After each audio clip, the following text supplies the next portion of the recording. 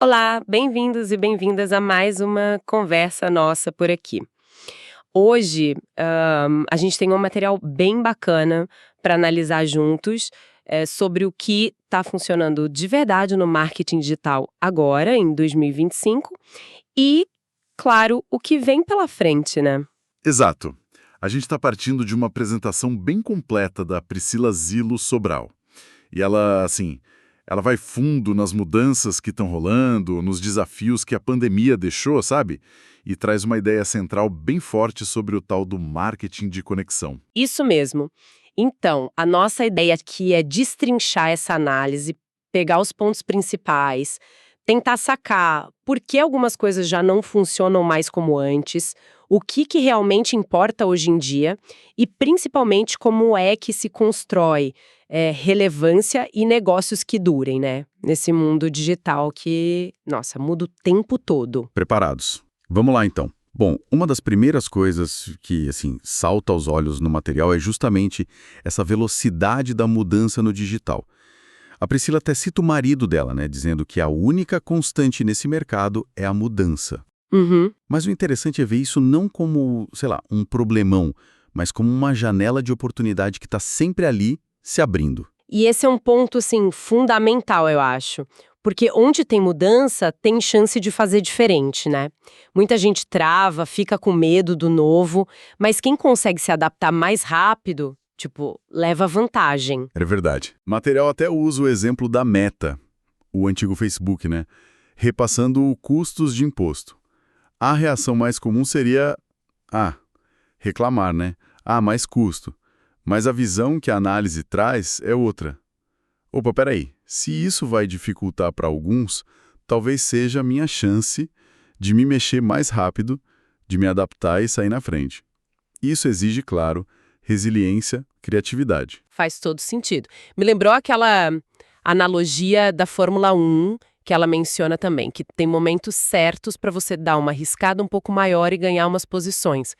No digital, essas mudanças podem ser justamente esses momentos, né? Se você tá ligado. Exatamente. É saber ler o cenário e agir. Isso conecta com outro ponto bem importante que a análise levanta: a diferença entre princípios de marketing e, digamos, as táticas do momento. Sabe aquela pergunta, mas o que funcionava em 2012 ainda serve hoje? Nossa, essa pergunta é clássica.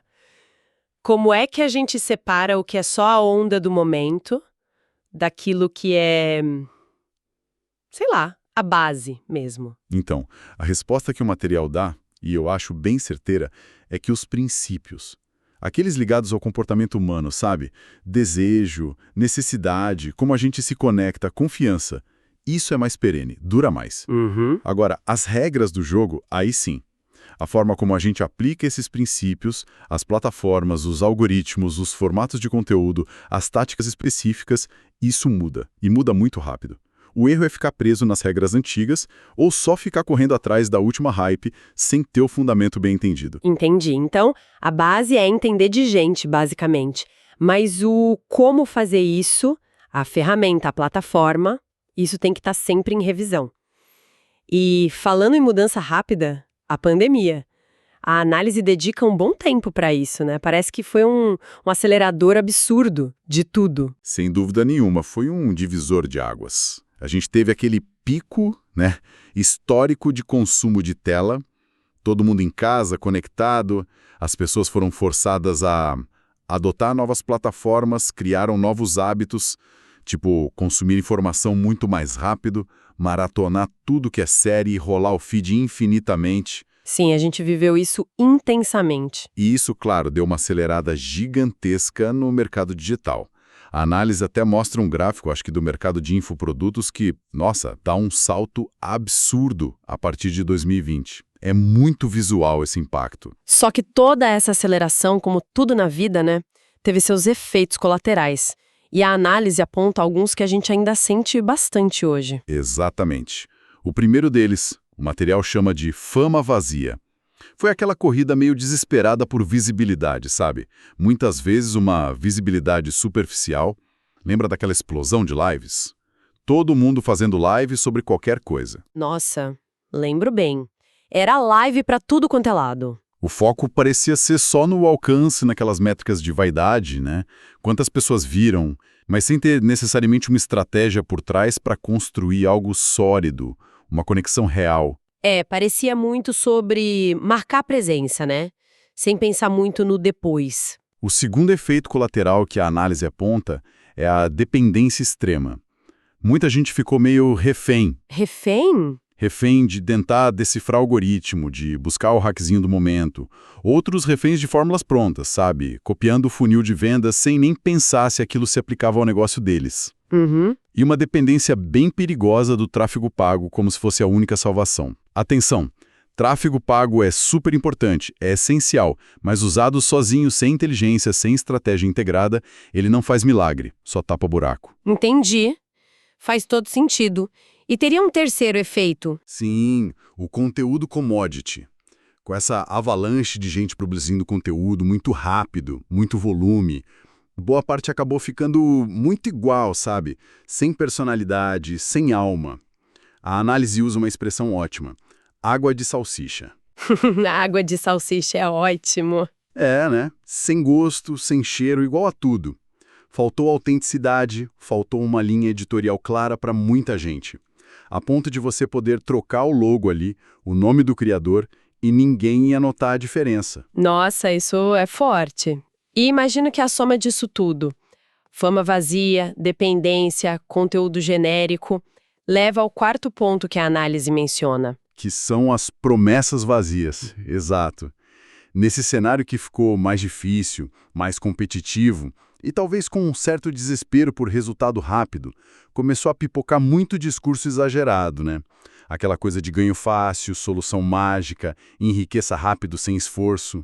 Ah, sim, isso a gente viu bastante. Isso, claro, acabou respingando na imagem do mercado como um todo. Minou a credibilidade. É interessante como a análise traz essa percepção de que, para muita gente hoje, falar marketing digital virou quase, sei lá, uma palavra meio suja, né? A gente ouve aquele, isso aí é marketing, com um tom meio desconfiado, quase como sinônimo de enganação. Pois é. E é justamente por isso que a análise bate tanto na tecla de resgatar o verdadeiro sentido do marketing. Porque no fundo, como o material coloca muito bem, marketing é o que toda empresa faz para existir, para crescer, da barraquinha de cachorro-quente na esquina até a multinacional. Tem a ver com gerar valor de verdade, né? Resolver um problema real de alguém ou atender um desejo legítimo. Exatamente. E não só gerar esse valor, mas saber comunicar isso direito para as pessoas certas, cobrando um preço justo, facilitando para a pessoa comprar e um ponto crucial: entregar o que prometeu, vir. Ou então, orquestrar o encontro entre um problema real e uma solução honesta. É sobre gente, sobre valor, sobre clareza e sobre integridade. Essa visão mais íntegra, focada em valor, acho que serve de ponte perfeita para o conceito principal que a análise defende, que é o tal do marketing de conexão. Parece que a palavra-chave para 2025 e para o futuro não é mais só fama, né? É relevância. Exatamente. A fama pode ser passageira, né? A relevância é o que fica. E como é que se constrói relevância hoje, de forma que dure? A resposta que a análise dá é bem direta, produzindo conteúdo de valor, de forma consistente, na internet. Não tem muito segredo, não tem atalho mágico, é trabalho de construção mesmo. E para explicar melhor como funciona esse tal de marketing de conexão, a análise usa uma ferramenta que eu achei bem didática.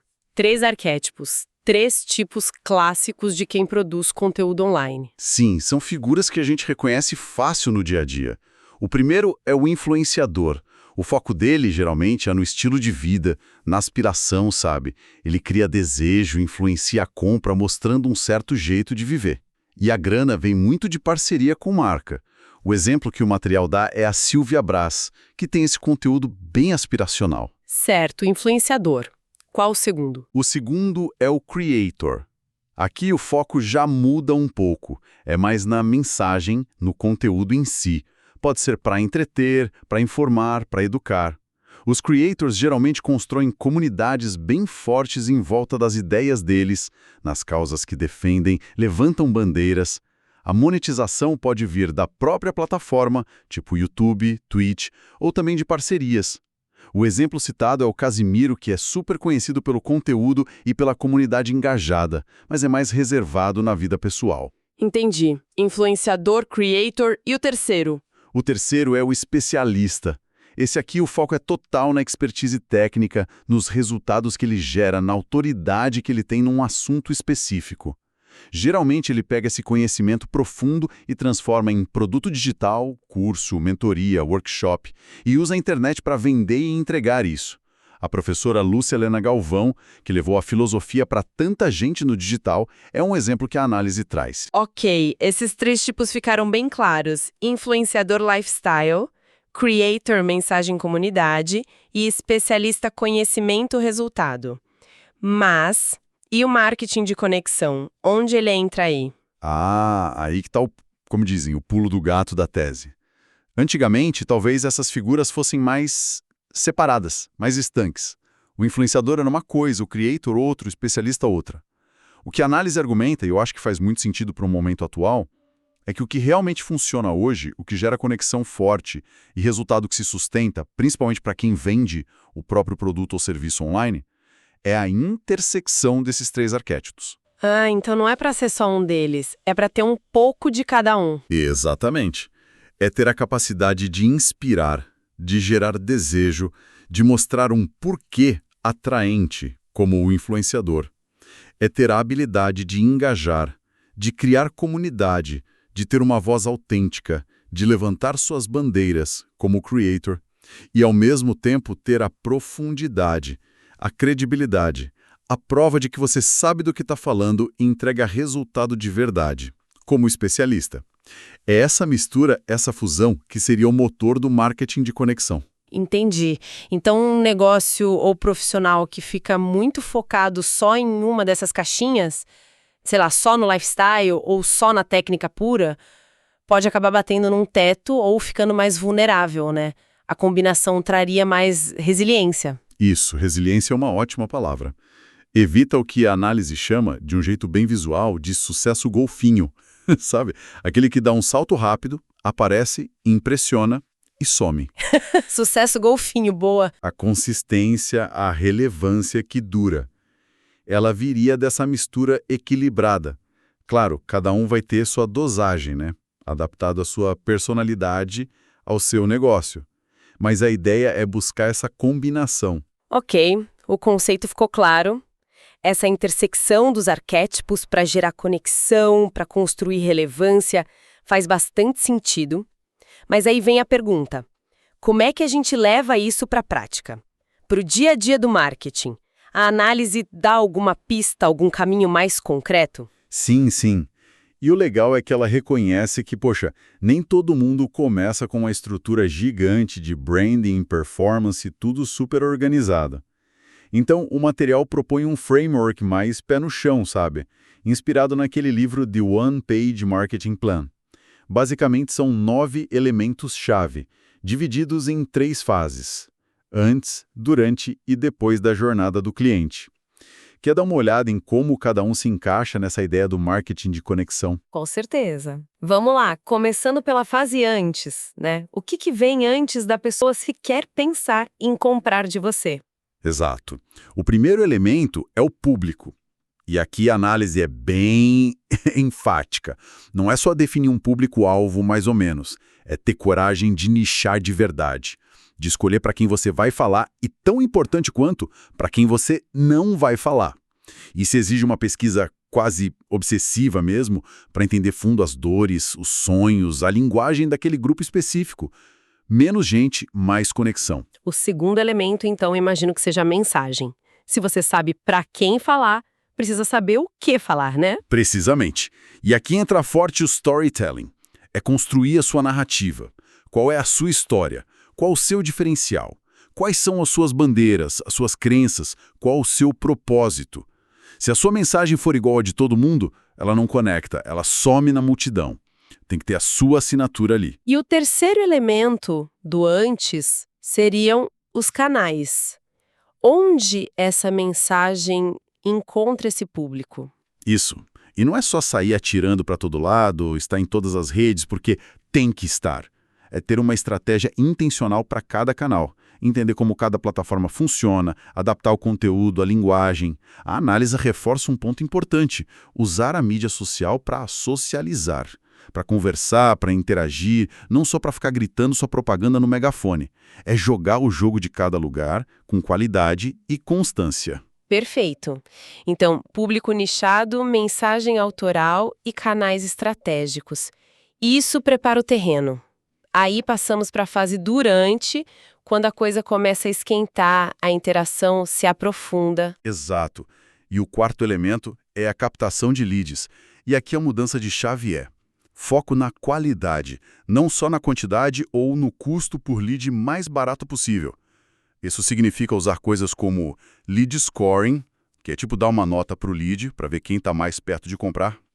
Para saber onde focar a energia. Exatamente. E analisar de onde vêm os leads que realmente compram, quanto eles custam, para poder otimizar o dinheiro que você investe. É o fim daquelas iscas digitais super genéricas que só atraem curioso, sabe? Entendi. E depois de captar um lead de qualidade, vem o quinto elemento, a nutrição. Isso, que é basicamente transformar aquele contato interessado em um fã. É um trabalho de relacionamento. Entregar valor de forma consistente, talvez com conteúdo exclusivo para quem está na sua lista, dar um tratamento mais próximo, é manter a conversa rolando, sabe? Com coerência, com frequência. Construir confiança antes mesmo de fazer a oferta. E aí, finalmente, a conversão, o sexto elemento, a hora da venda. Que também mudou, segundo a análise. O público está mais desconfiado, a jornada para decidir comprar ficou mais longa, então a abordagem de venda tem que ser mais respeitosa, menos apelativa, menos baseada naqueles gatilhos de escassez forçados, sabe? Sim, aquilo cansa, né? Cansa demais. A recomendação é combinar métodos de venda. Lançamento ainda funciona, mas talvez como parte de uma estratégia maior, não como uma única bala de prata. E um ponto crucial: se preparar financeiramente para ciclos de venda mais longos e muitas vezes ter um time de vendas mais ativo, ligando, conversando, complementando o marketing. Certo. Cobrimos o antes e o durante. Falta a fase depois da compra, que, convenhamos, muita gente esquece, né? E que é justamente onde se constrói a longevidade. O sétimo elemento é a experiência do cliente. E aqui não tem meio termo. Entregar o resultado que você prometeu não é diferencial, é obrigação. A análise usa aquela expressão popular: matar a cobra e mostrar o pão. Direto ao ponto. Tem que alinhar a promessa da venda com a realidade da entrega e ouvir o cliente de verdade para entender como foi a experiência dele e como você pode melhorar sempre. O oitavo elemento é pensar em ecossistema ou LTV, Lifetime Value, o valor do cliente ao longo do tempo. Isso, é não pensar só naquela primeira venda. A análise faz uma pergunta ótima para a gente pensar. Qual é o próximo problema ou o próximo desejo que a sua solução atual ajuda o cliente a descobrir que ele tem? A partir daí, você pode criar um portfólio de produtos, de serviços que se complementam, que acompanham a jornada do cliente. Isso aumenta o valor que você entrega. E, claro, o quanto aquele cliente vale para o seu negócio no longo prazo. Muito bom. E para fechar os 9 elementos, o último é a comunidade. E talvez seja um dos maiores ativos hoje em dia.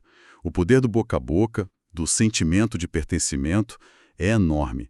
A ideia é reunir as pessoas que se conectam com a sua marca, com seus valores, com os desafios que você ajuda a resolver.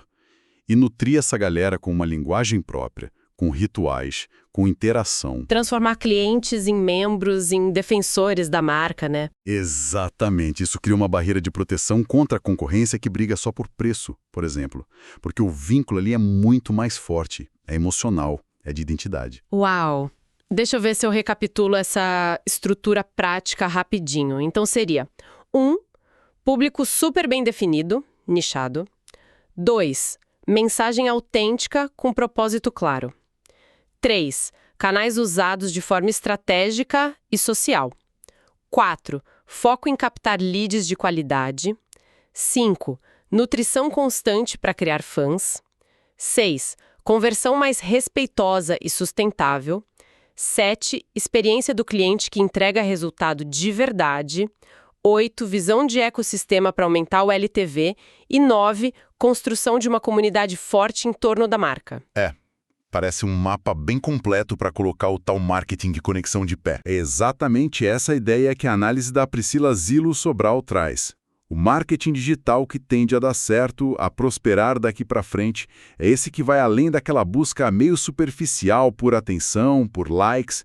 É um marketing que foca em construir relevância de verdade, que estabelece conexão autêntica e que está comprometida em ajudar o público a se transformar. E que faz isso de um jeito estratégico, né?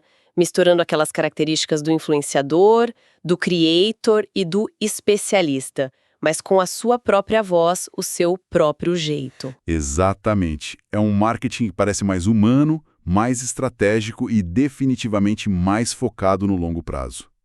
Menos sucesso golfinho, mais construção sólida. Isso deixa a gente com uma provocação final interessante, né? Pensando nesse mundo cada vez mais cheio de automação, inteligência artificial chegando com tudo, como é que a gente pode usar essas ferramentas, essa tecnologia toda, não para substituir, mas para amplificar essa conexão humana, para potencializar essa entrega de valor autêntico que a análise defende tanto no marketing de conexão, como manter a essência humana no centro disso tudo. Fica aí a reflexão. Ótima provocação para a gente continuar pensando. Bom, pessoal, por hoje é isso. Obrigada por acompanharem a gente nessa conversa.